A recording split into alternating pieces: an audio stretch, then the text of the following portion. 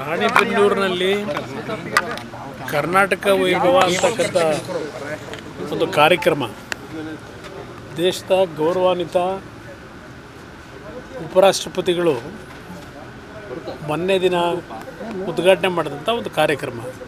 ಆ ಕಾರ್ಯಕ್ರಮದ ಸಮಾರೋಪ ಸಮಾರಂಭದಲ್ಲಿ ಭಾಗವಹಿಸ್ತಕ್ಕಂಥದ್ದಕ್ಕೆ ಇವತ್ತು ನಾನು ರಾಣಿಬೆನ್ನೂರಿಗೆ ಪ್ರವಾಸ ಮಾಡ್ತಾಯಿದ್ದೇನೆ.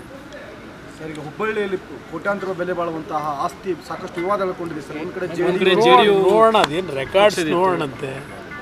ರೆಕಾರ್ಡ್ಸ್ ನೋಡೋಣ. ಮೊದಲಿಂದಲೂ ಅದು ಕಾಂಗ್ರೆಸ್ ಪಕ್ಷದ ಒಂದು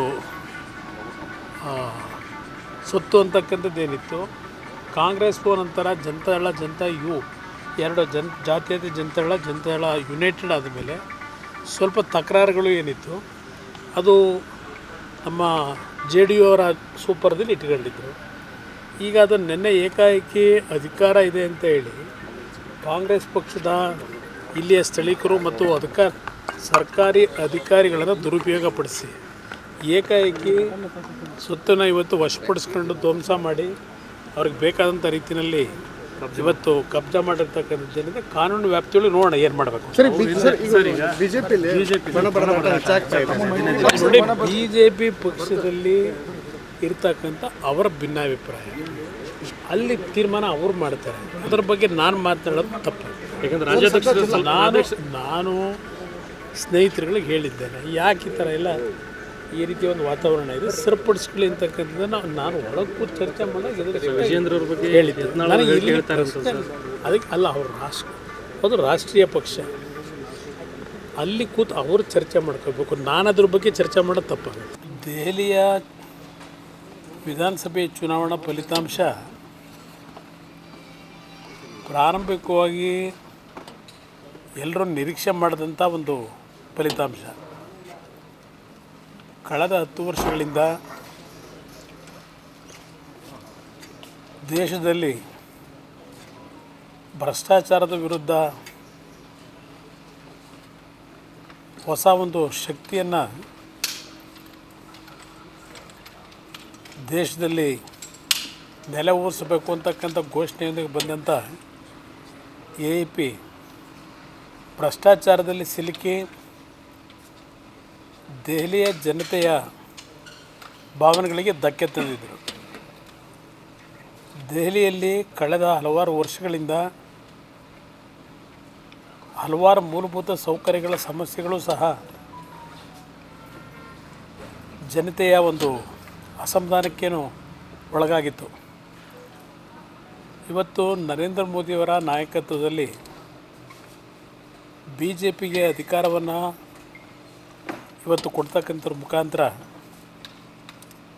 ದೇಶದ ಒಂದು ಅಭಿವೃದ್ಧಿ, ದೆಹಲಿಯ ಅಭಿವೃದ್ಧಿಗೆ ಪೂರಕವಾಗುತ್ತೆ ಅಂತಕ್ಕಂಥ ಹಿನ್ನೆಲೆಯಲ್ಲಿ ಜನತೆ ತೀರ್ಮಾನ ಕೊಟ್ಟಿದ್ದಾರೆ.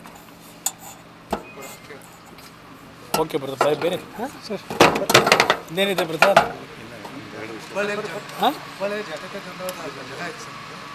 ಇಲ್ಲ, ನೋಡೋಂಥದ್ದು ಹೇಳಿದರೆ ಡಾಕ್ಯುಮೆಂಟ್ ತೆಗಿಸ್ಲಿಕ್ಕೆ ಕೇಳಿದ್ದೀನಿ.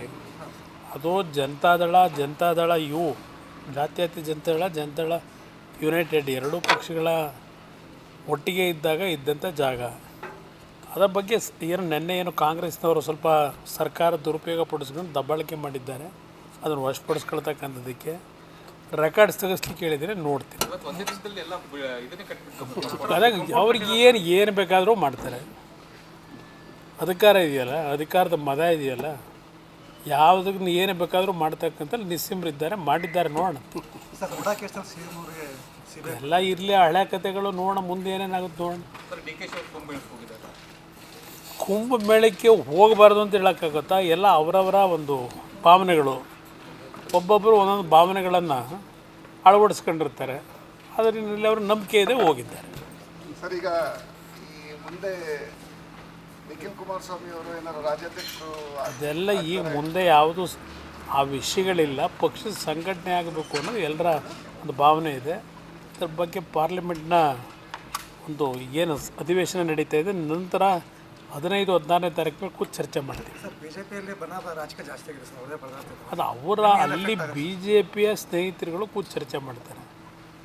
ಅವರಲ್ಲಿರ್ತಕ್ಕಂಥ ಗೊಂದಲಗಳು ಬಗೆಹರಿಸ್ತಕ್ಕಂಥದ್ದಕ್ಕೆ ದೆಹಲಿ ಹೈಕಮಾಂಡು ಬಲಾಢ್ಯವಾಗಿದೆ, ಸರಿಪಡಿಸ್ತಾರೆ ಅಂತಕ್ಕಂಥದ್ದು ನನ್ನ ನಿರೀಕ್ಷೆ ಇದೆ.